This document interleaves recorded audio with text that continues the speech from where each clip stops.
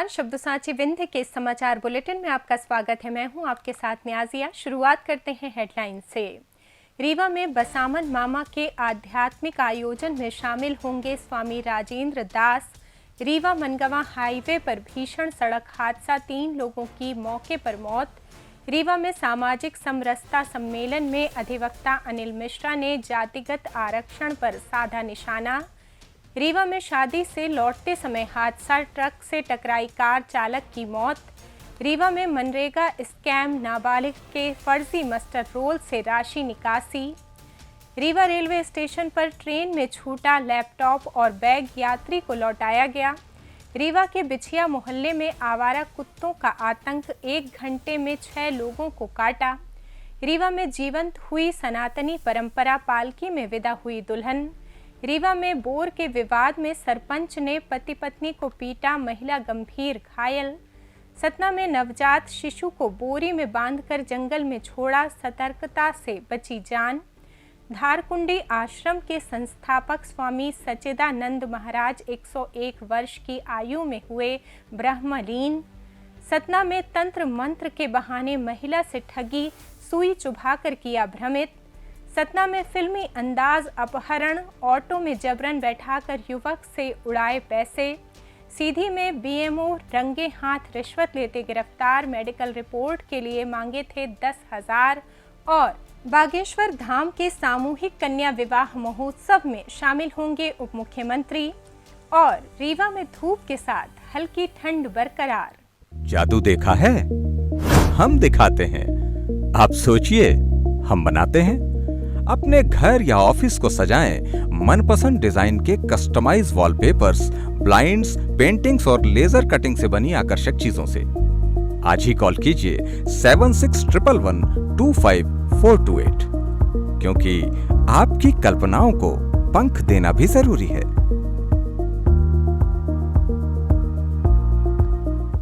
अब खबरें विस्तार से। रीवा के बसामन मामा में 12 फरवरी से गौ महत्व एवं प्राचीन प्राकृतिक खेती को लेकर 3 दिवसीय आध्यात्मिक आयोजन होने जा रहा है। गौवंश वन्य विहार में 15 फरवरी को प्रकृति और सनातन संस्कृति का पावन संगम होगा। इस आयोजन में मुख्य अतिथि के रूप में देश के प्रसिद्ध संत स्वामी राजेंद्र दास विशेष रूप से शामिल होंगे। उप मुख्यमंत्री राजेंद्र शुक्ला ने बताया कि स्वामी राजेंद्र दास के प्रवचन सुनने के लिए श्रद्धालु हमेशा उत्सुक रहते हैं। रीवा की इस पावन धरा पर वे 3 दिनों तक गौ कथा एवं प्राकृतिक खेती के महत्व पर प्रकाश डालेंगे। कार्यक्रम 12 फरवरी से शुरू होगा, जिसमें दोपहर 2 बजे से कथा होगी। उप मुख्यमंत्री ने शहरवासियों से अपील की है कि वे अधिक से अधिक संख्या में इस आयोजन में शामिल हों।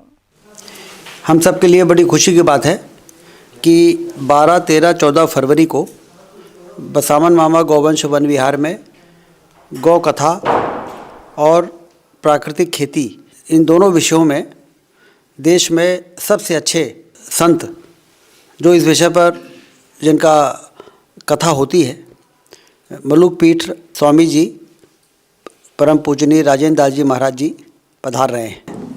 और वहाँ पर प्राकृतिक खेती का प्रशिक्षण केंद्र भी जो शुरू हुआ है, उस पर भी उनका मार्गदर्शन बहुत लाभकारी होगा। इसलिए आप सबसे निवेदन है कि 12, 13, 14 फरवरी को जरूर वहाँ पर पधारें और परम पूज्य संत राजेंद्र दास जी महाराज जी के मुखार बिंद से हम सब कथा को श्रवण करें। रीवा मनगवा हाईवे पर रायपुर करचुलियान थाना क्षेत्र के कोष्टा के समीप एक भीषण सड़क हादसा हुआ है। तेज रफ्तार कार ने बाइक सवार 3 लोगों को पीछे से जोरदार टक्कर मार दी, जिसके कारण तीनों की मौके पर ही मौत हो गई। हादसे में मृतकों की पहचान रतहरा निवासी शीतल विश्वकर्मा और चचाई निवासी भागवत विश्वकर्मा और शिवम विश्वकर्मा के रूप में हुई है। बताया जा रहा है कि भागवत विश्वकर्मा अपने पुत्र शुभम विश्वकर्मा की 25 फरवरी को होने वाली शादी के लिए चिरहुला मंदिर में कार्ड चढ़ाने जा रहे थे। बाइक सवार तीनों लोग क्रॉसिंग लेने की कोशिश कोशिश कर रहे थे, तभी पीछे से आ रही तेज रफ्तार कार ने टक्कर मार दी। प्रत्यक्षदर्शियों के अनुसार तेज रफ्तार कार रीवा की ओर जा रही थी। टक्कर इतनी जोरदार थी कि बाइक सवार हवा में उछलकर सड़क पर दूर जा गिरे। हादसे के बाद मौके पर अफरा तफरी मच गई और हाईवे पर जाम की स्थिति बन गई। दोनों ओर वाहनों की लंबी कतार लग गई। घटना की सूचना मिलते ही रायपुर करचुलियान थाना पुलिस मौके पर पहुंची। मृतकों के शवों को पंचनामा और पोस्टमार्टम के लिए संजय गांधी अस्पताल भेज दिया गया है। प्रारंभिक जांच में तेज रफ्तार को हादसे का मुख्य कारण बताया जा रहा है।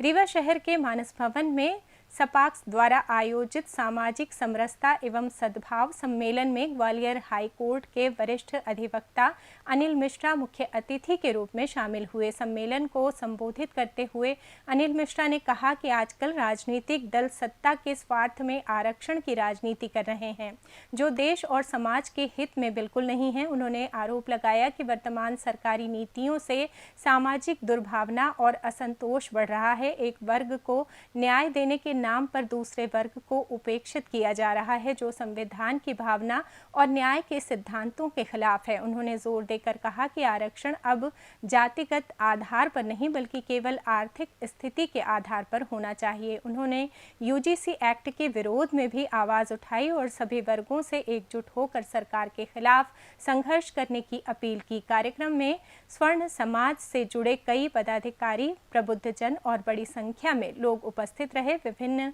वक्ताओं ने सामाजिक समरसता, सद्भाव और आरक्षण नीति में सुधार की आवश्यकता पर प्रकाश डाला। रीवा जिले में रीवा सिरमौर मार्ग पर सगरा थाना क्षेत्र के ग्राम लौवा के समीप शनिवार दोपहर एक भीषण सड़क दुर्घटना हुई। विपरीत दिशा से आ रहे ट्रक से कार की जोरदार टक्कर में कार चालक गंभीर रूप से घायल हो गया। उसे तुरंत संजय गांधी अस्पताल ले जाया गया, जहां डॉक्टरों ने मृत घोषित कर दिया। मृतक की पहचान बैकुंठपुर थाना क्षेत्र के ग्राम करौंदा निवासी शिव प्रताप सिंह के रूप में हुई है। वो शादी समारोह से लौट रहे थे। हादसे के बाद स्थानीय लोगों ने कार से चालक को निकाला और अस्पताल पहुंचाया। सगरा थाना पुलिस ने दुर्घटनाग्रस्त वाहनों को जब्त कर जांच शुरू कर दी है। प्रारंभिक जांच में तेज रफ्तार या लेन बदलने की कोशिश को मुख्य कारण माना जा रहा है। रीवा जिले की त्योंथर जनपद पंचायत के अमीलिया ग्राम पंचायत में मनरेगा योजना के तहत बड़ा घोटाला सामने आया है। यहां कक्षा 12वीं के नियमित नाबालिग छात्र उत्कर्ष मिश्रा के नाम पर फर्जी जॉब कार्ड और मस्टर रोल बनाकर सरकारी राशि निकाली गई। आरटीआई से खुलासा हुआ कि स्कूल में छात्र की नियमित हाजिरी दर्ज है, जबकि मनरेगा रिकॉर्ड में उसे मजदूरी करने और भुगतान लेने वाला दिखाया गया। आरोप सरपंच वेद प्रकाश मिश्रा, सचिव राजेंद्र प्रसाद तिवारी और रोजगार सहायक सुनील गौतम पर है। शिकायतकर्ता ललित मिश्रा ने बताया कि फर्जी दस्तावेज बनाकर भुगतान प्रक्रिया वैध दिखाई गई। ग्रामीणों का कहना है कि ये पहला मामला नहीं, पहले भी पंचायत में कई गड़बड़ियां जैसे तालाब का कागजों में गायब होना सामने आ चुका है। सरपंच के भाजपा मंडल अध्यक्ष होने के कारण कार्रवाई में देरी का आरोप है। वहीं रीवा कलेक्टर प्रतिभा पाल ने जांच का आदेश दिया है और कहा कि गड़बड़ी साबित होने पर सख्त कार्रवाई होगी। छात्र को हितग्राही बना करके राशि निकाली गई है, तो इसका हम लोग जांच कराएंगे और जांच में जो फैक्ट पाए जाएंगे उसके अनुसार कार्रवाई होगी, क्योंकि मनरेगा में जो मजदूर हैं वो एक आयु सीमा है, उससे ऊपर के हैं, उनका जॉब कार्ड होगा, जॉब कार्ड के अनुसार जिनके नाम होते हैं उन्हीं को काम मिलता है। यदि ऐसा नहीं है तो फिर ये जांच का विषय। Rewa doctor Ambedkar Nagar express train में कोच अटेंडर की सजगता और ईमानदारी ने एक बार फिर जीआरपी पुलिस के साथ मिलकर यात्री का भरोसा जीता है। शनिवार को ट्रेन रीवा स्टेशन पहुंचने के बाद एक यात्री का बैग छूट गया, जिसमें महंगा लैपटॉप, आईफोन, चार्जर, घड़ी और अन्य सामान था। कोच अटेंडर ने इसे तुरंत जीआरपी को सौंप दिया और कुछ ही घंटों में यात्री को उसका पूरा सामान वापस मिल गया। यात्री चिंतामणि सोनी ट्रेन से उतरकर अपना बैग भूलकर घर चले गए थे। रास्ते में बैग ना दिखने पर घबरा कर वे तुरंत जीआरपी थाने पहुंचे। उसी बीच ट्रेन में सफाई कर रहे कोच अटेंडर को बैग मिला। उन्होंने बैग को जीआरपी थाने सौंप दिया। जीआरपी पुलिस ने यात्री की शिकायत पर सत्यापन करने के बाद उन्हें पूरा बैग सौंप दिया।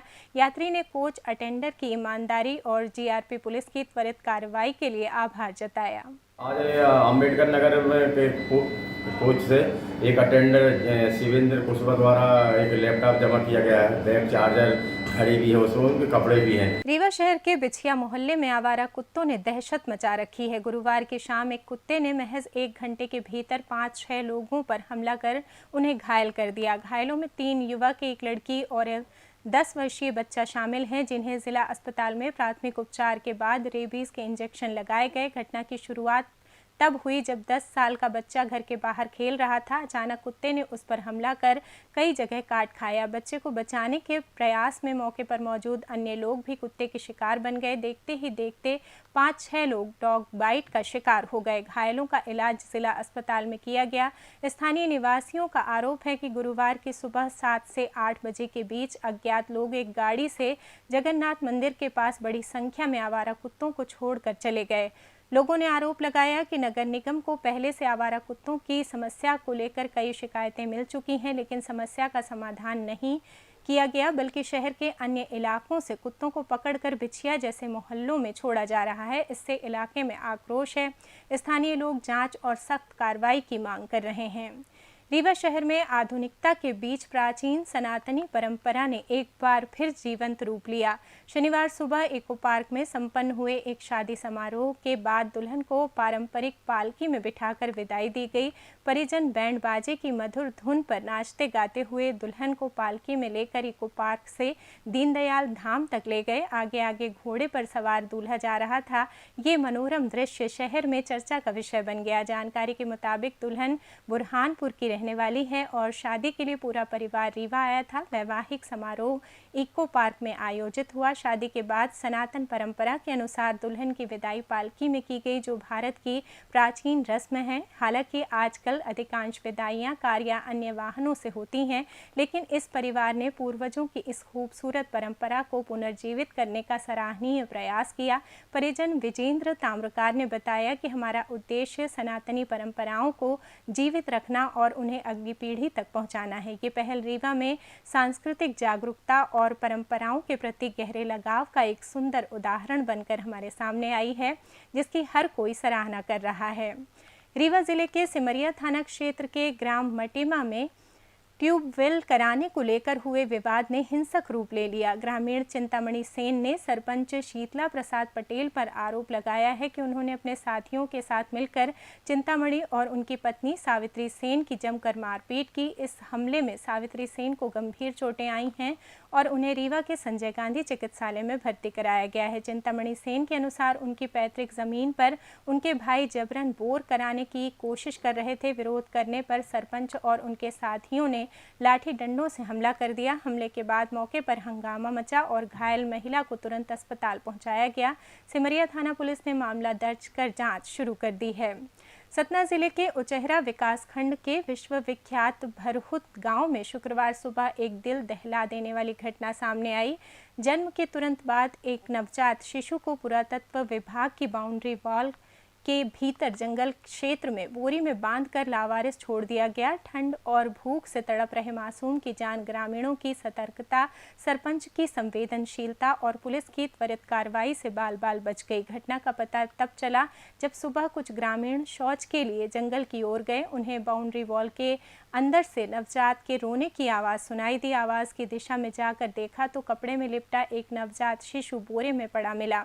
ये देख ग्रामीण स्तब्ध रह गए और उन्होंने तुरंत गांव की सरपंच माया देवी को सूचना दी। सरपंच माया देवी मौके पर पहुंची और फौरन उचेहरा थाने को जानकारी दी। पुलिस ने गंभीरता को देखते हुए तत्काल टीम भेजी। पुलिस ने नवजात को सुरक्षित बाहर निकाला और सिविल अस्पताल उचेहरा पहुंचाया। डॉक्टरों के अनुसार समय पर इलाज मिलने से बच्चे की जान बच गई। फिलहाल नवजात की हालत स्थिर है और वो विशेष निगरानी में है। सरपंच माया देवी ने बच्चे की देखभाल की जिम्मेदारी खुद संभाली है। वे अस्पताल में मौजूद रहकर उसकी सेवा कर रही हैं और कहती हैं कि जब तक प्रशासन कोई स्थायी व्यवस्था नहीं करता, वे बच्चे का पूरा ख्याल रखेंगी। सतना जिले में स्थित प्रसिद्ध परमहंस आश्रम धारकुंडी के संस्थापक स्वामी परमहंस सच्चिदानंद जी महाराज 101 वर्ष की आयु में मुंबई के बदलापुर में ब्रह्मलीन हो गए। उनके निधन से आध्यात्मिक जगत और लाखों भक्तों शिष्यों में गहरा शोक व्याप्त है। जानकारी के मुताबिक स्वामी जी का पार्थिव शरीर एयर एम्बुलेंस के जरिए बदलापुर से धारकुंडी आश्रम लाया जाएगा, जहां रविवार को अंतिम दर्शन के लिए रखा जाएगा और सोमवार को समाधि समाधि दी जाएगी। बिरसिंहपुर तहसीलदार शैलेंद्र शर्मा, थाना प्रभारी शैलेंद्र पटेल सहित अन्य प्रशासनिक अमला धारकुंडी आश्रम पहुंचकर अंतिम दर्शन की तैयारी में जुट गया है। बता दें कि उनका 101वां जन्मोत्सव 1 जनवरी 2025 को धारकुंडी आश्रम में भारी उत्साह और हजारों भक्तों की उपस्थिति में धूमधाम से मनाया गया था। स्वास्थ्य कारणों से वे मुंबई के बदलापुर से वर्चुअल माध्यम से भक्तों को दर्शन और आशीर्वाद प्रदान कर सके थे। स्वामी परमहंस सच्चिदानंद जी ने 22 नवंबर 1956 को अपने गुरुदेव ब्रह्मलीन स्वामी परमानंद जी के आशीर्वाद से घने जंगल से घिरे इस प्राचीन तीर्थ स्थल धारकुंडी में साधना आरंभ की और आश्रम की नींव रखी। उस समय यहाँ केवल एक गुफा थी जिसमें खूंखार शेर निवास करता था। उनकी गहन तपस्या, साधना और समर्पण ने इस स्थान को एक प्रमुख आध्यात्मिक केंद्र में परिवर्तित कर दिया। आज धारकुंडी आश्रम प्रकृति और आध्यात्म का अनुपम संगम है। सतना और मैहर जिलों में तंत्र मंत्र का डर दिखाकर महिलाओं से सोने के गहने ठगने वाला गिरोह एक बार फिर सक्रिय हो गया है। हाल ही में कोलगवां थाना क्षेत्र में 2 जालसाजों ने एक महिला को निशाना बनाया और चालाकी से उसकी सोने की चेन ठग ली। पुलिस के अनुसार ये घटना गुरुवार दोपहर को हुई। सोहास थाना कोटर निवासी 45 वर्षीय सत्यवती शर्मा अपने मायके जाने के लिए बस से सतना पहुंची थीं। पुराने राज परिवहन डिपो के पास उन्हें 25-30 वर्ष के 2 युवक मिले। एक युवक ने बगल से गुजरते हुए उनकी कमर में सुई जैसी कोई चीज चुभा दी, जिससे महिला भ्रमित हो गई। इसी बीच दूसरे युवक ने परिवार में भौतिक बाधा का डर दिखाकर उन्हें बातों में फंसा लिया और तंत्र मंत्र से इसका समाधान करने का झांसा दिया। जालसाजों ने महिला से गले में पहनी लगभग 2 तोला सोने की चैन उतरवाकर एक रुमाल में रखवाई। फिर उन्होंने रुमाल अपने हाथ में लिया और सत्यवती को 10 कदम पीछे चलकर माता का जयकारा लगाने को कहा। जैसे ही महिला उनकी बात मानकर उल्टी दिशा में चली, दोनों बदमाश तुरंत मौके से फरार हो गए। तब जाकर सत्यवती को ठगी का एहसास हुआ। वो मदद के लिए चिल्लाई, लेकिन तब तक आरोपी भाग चुके थे। पीड़ित महिला ने शुक्रवार को कोलगवां थाने में लिखित शिकायत दर्ज कराई। पुलिस ने मामला दर्ज कर जांच शुरू कर दी है। सतना के सिटी कोतवाली थाना क्षेत्र के अपराधियों के बुलंद हौसलों का ताज़ा उदाहरण सामने आया। रेलवे स्टेशन जा रहे 20 वर्षीय प्रफुल्ल श्रीवास्तव निवासी मुख्तियारगंज का फिल्मी स्टाइल में अपहरण कर लिया गया। गिरोह में 2 युवक और 2 युवतियां शामिल थीं। पीड़ित की शिकायत के अनुसार बीती रात करीब 10 बजे वो पैदल स्टेशन जा रहा था। पंजाब नेशनल बैंक के पास एक ऑटो रुका जिसमें पीयूष कुशवाहा, अंकित द्विवेदी, दीपाली बागरी और दिशा वर्मन सवार थे। आरोपियों ने उसका मुंह दबाकर जबरन ऑटो में बैठाया और महादेवा पेट्रोल पंप ले गए। वहां उन्होंने मोबाइल छीनकर पिन कोड पूछा, बैंक खाते से ऑनलाइन पैसे ट्रांसफर किए और पेट्रोल पंप कर्मचारी से कैश निकलवा लिया। कोतवाली थाना प्रभारी निरीक्षक रावेंद्र द्विवेदी ने तुरंत टीम गठित की।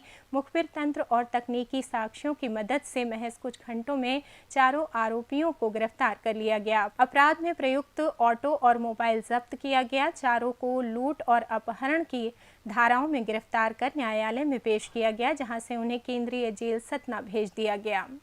सीधी जिले के सिहावल जनपद पंचायत अंतर्गत ग्राम अमिलिया में लोकायुक्त पुलिस ने बड़ी कार्रवाई की। शनिवार सुबह ब्लॉक मेडिकल ऑफिसर डॉक्टर स्वतंत्र पटेल को 5000 की रिश्वत लेते हुए रंगे हाथ गिरफ्तार कर लिया गया। मामला मऊगंज जिले के पाती गांव निवासी अंकित शुक्ला से जुड़ा है। 1 महीने पहले अमिलिया में मारपीट में उन्हें गंभीर चोटें आईं। कानूनी प्रक्रिया के लिए मेडिकल रिपोर्ट जरूरी थी। आरोप है कि डॉक्टर पटेल ने रिपोर्ट में गहरा घाव लिखने के बदले पहले 10,000 रुपए मांगे, बाद में राशि घटाकर 5,000 रुपए तय की गई। अंकित ने लोकायुक्त पुलिस में शिकायत दर्ज कराई। शिकायत सत्यापित होने पर ट्रैप ऑपरेशन चलाया गया। शनिवार सुबह करीब 10 बजे शिकायतकर्ता ने रिश्वत की राशि सौंपी और लोकायुक्त टीम ने मौके पर डॉक्टर को गिरफ्तार कर लिया। गिरफ्तारी के बाद आरोपी को सीधी सर्किट हाउस लाया गया, जहां वैधानिक कार्रवाई जारी है।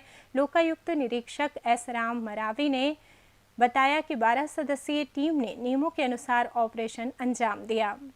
बागेश्वर धाम में 7वां सामूहिक कन्या विवाह महोत्सव 13 फरवरी से शुरू हो रहा है। इस 3 दिवसीय भव्य आयोजन में गरीब एवं असहाय कन्याओं का विवाह संपन्न होगा। पंडित धीरेन्द्र कृष्ण शास्त्री द्वारा आयोजित इस कार्यक्रम में मुख्य कन्यादान समारोह 15 फरवरी को महाशिवरात्रि के पावन अवसर पर होगा, जिसमें लगभग 300 बेटियों के हाथ पीले किए जाएंगे। इस कार्यक्रम में मध्य प्रदेश के उप मुख्यमंत्री राजेंद्र शुक्ला विशेष रूप से शामिल होंगे। 13, 14, 15 फरवरी को वहाँ पर होने वाले विवाह आयोजन में मैं भी 15 फरवरी को उस आयोजन में शामिल होने का सौभाग्य मिला है और मैं वहाँ पर ज़रूर आऊँगा, उस भव्य कार्यक्रम का साक्षी बनूंगा। मौसम की बात करें तो मध्य प्रदेश के अधिकांश हिस्सों में अब शीतलहर का प्रभाव कम हो गया है और धूप खिलने लगी है। दिन का तापमान धीरे धीरे बढ़ रहा है, जबकि रातें अभी भी ठंडी बनी हुई हैं। मौसम विभाग के अनुसार अगले कुछ दिनों में कोई बड़ा बदलाव नहीं दिख रहा है और मौसम साफ सुथरा रहेगा। रीवा में आज सुबह न्यूनतम तापमान लगभग 11 से 12 डिग्री सेल्सियस दर्ज किया गया, जबकि दिन में अधिकतम तापमान 27 से 28 डिग्री सेल्सियस तक रहा। आसमान पूरी तरह साफ रहा और धूप खिली रही। बारिश या बादलों की कोई संभावना नहीं है। आने वाले दिनों में तापमान और बढ़ेगा। इसी के साथ ये समाचार बुलेटिन समाप्त हुआ। कल फिर मिलेंगे नई खबरों के साथ। जुड़े रहिए शब्द सांची विंध्य से और विंध्य से जुड़ी तमाम खबरों के लिए हमारे चैनल को सब्सक्राइब कर दें। अपने आसपास की खबरें हम तक पहुंचाने के लिए स्क्रीन पर दिए नंबर पर आप संपर्क भी कर सकते हैं। धन्यवाद।